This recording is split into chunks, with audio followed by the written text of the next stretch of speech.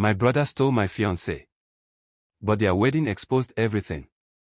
The worst part about betrayal isn't the pain. It's the humiliation. The feeling that everyone around you probably saw the truth long before you did. And trust me, nobody looked more pathetic than I did 3 years ago. If you had asked me back then who I trusted most in the world, I would have answered instantly, my younger brother, Tyler. We grew up inseparable. Same friends, same hobbies, same stupid sense of humor. Even as adults, we still talked almost every day. People used to joke that we looked more like twins than brothers. I believed there was nothing in this world that could ever come between us. Then I introduced him to my fiancée. Her name was Rachel. I met her during one of the worst periods of my life. I had just lost my job, my apartment lease was ending, and honestly, I felt completely stuck. Rachel changed that.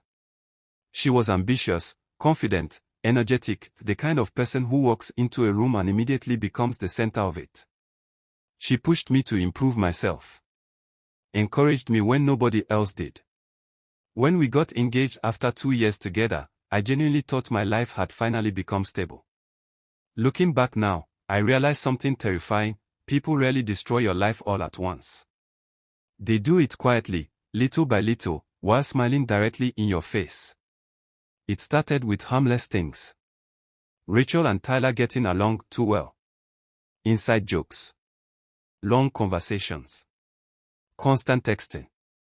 At first I actually felt happy about it. The two people I loved most becoming close seemed like a good thing. God, I was an idiot. One night we all went out drinking together with friends. At some point Rachel disappeared for almost 20 minutes. When she came back, Tyler looked nervous and wouldn't make eye contact with me. I noticed it immediately. But when I asked what happened, Rachel laughed and said they had just been helping one of her drunk friends outside. Simple explanation. Easy to accept. So I accepted it. Because trusting someone means constantly choosing the explanation that hurts you the least. Months passed. Then the distance started. Rachel became colder. Less affectionate. Every conversation somehow turned into an argument. Suddenly everything I did annoyed her. The way I chewed food. The way I folded laundry. The fact that I played video games sometimes after work. Tiny things she used to find funny now irritated her. And Tyler. He became strangely unavailable whenever I wanted to talk seriously about the relationship. Almost like he already knew something I didn't. The truth finally arrived on a random Tuesday night. I remember every detail because trauma burns moments into your brain permanently. I came home early from work because I had a migraine. Rachel's car was outside the apartment, which surprised me because she was supposed to be visiting her friend Melissa. The second I walked inside, I heard voices upstairs. Hers and Tyler's. At first I smiled a little, thinking maybe he had stopped by unexpectedly. Then I heard her laugh. Not normal laughter. Intimate laughter. The kind that exists only between two people sharing something private. My stomach dropped instantly. I walked upstairs quietly, every step feeling heavier than the last. And then I saw them. Tyler sitting on the edge of our bed. Rachel standing between his legs while he held her waist. Kissing her. In our bedroom. I can still remember how silent everything felt in that moment. No dramatic music. No yelling. Just this horrible silence where your entire reality collapses internally while the outside world keeps moving normally. Rachel pulled away first when she noticed me standing there. Tyler turned around so fast he almost fell. Nobody spoke for several seconds. Honestly, I think all three of us were waiting for someone to wake up from the nightmare. But nobody did. I asked one question. How long? Tyler looked at the floor immediately. Rachel started crying. That alone told me enough. But then Tyler whispered, 6 months. 6 months. Half a year of family dinners, holidays, conversations, engagement planning, all while they were sleeping together behind my back. I wish I could say I reacted with dignity. That I calmly walked away like some emotionally mature movie character. But no. I completely lost it. I punched Tyler so hard he crashed into the dresser. Rachel screamed at me like I was somehow the problem. Funny how cheaters suddenly become moral experts the moment consequences arrive. Tyler kept saying, "I never meant for this to happen." Another classic line from people who repeatedly make conscious decisions. Rachel admitted they had fallen in love. Apparently betrayal sounds more romantic when you rename it. I threw both of them out that night. Rachel kept begging to talk while packing her things. Tyler tried apologizing repeatedly. But once trust dies, words become meaningless noise.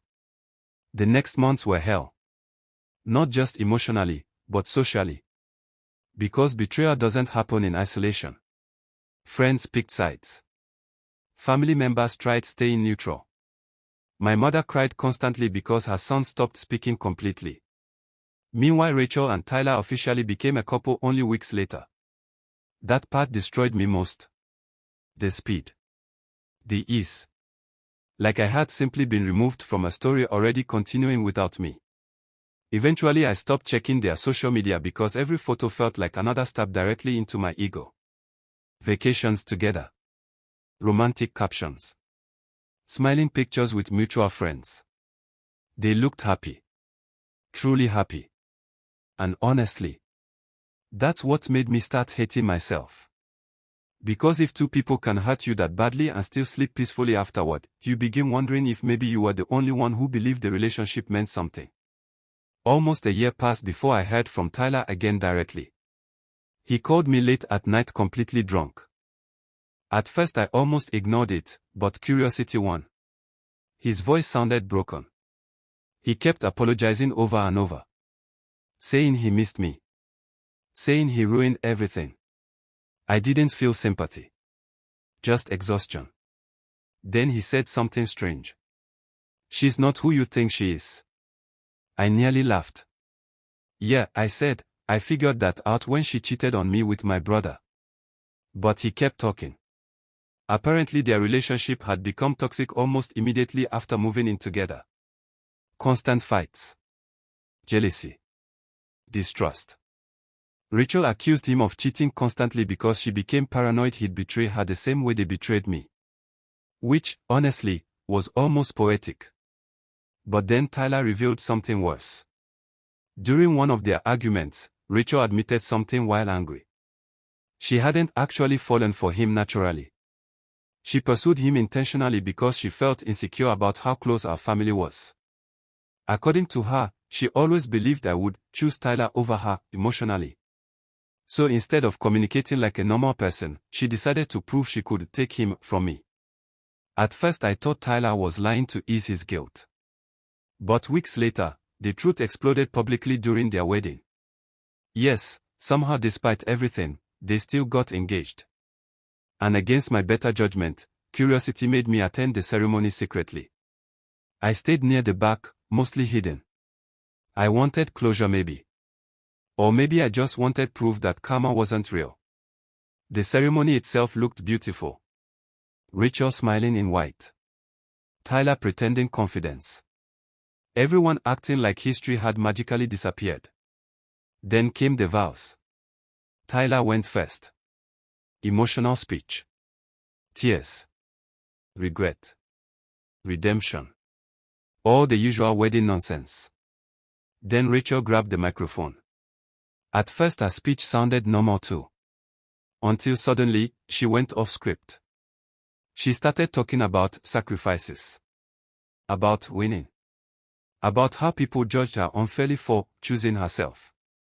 The room became visibly uncomfortable. Then she laughed nervously and said the sentence that changed everything.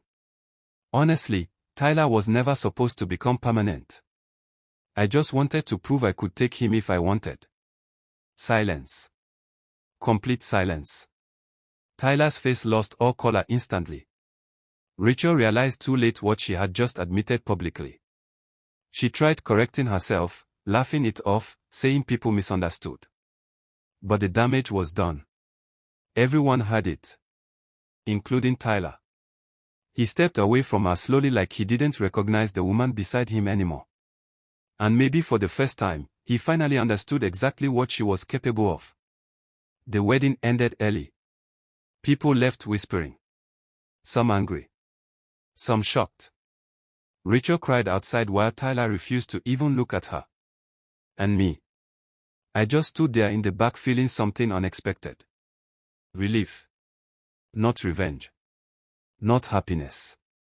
Relief. Because for years I secretly wondered if maybe they betrayed me because they genuinely belonged together. But standing there watching their perfect relationship collapse publicly, I finally understood the truth. They didn't destroy my life because they found something real. They destroyed it because selfish people always chase excitement without thinking about consequences. And eventually, selfishness consumes itself too. I haven't spoken to Tyler since that day. Part of me still misses my brother sometimes. Probably always will. But I also learned something important from losing both of them. Some people can love you deeply and still destroy you completely. Those two things can exist together. And honestly, that's what makes betrayal so terrifying in the first place.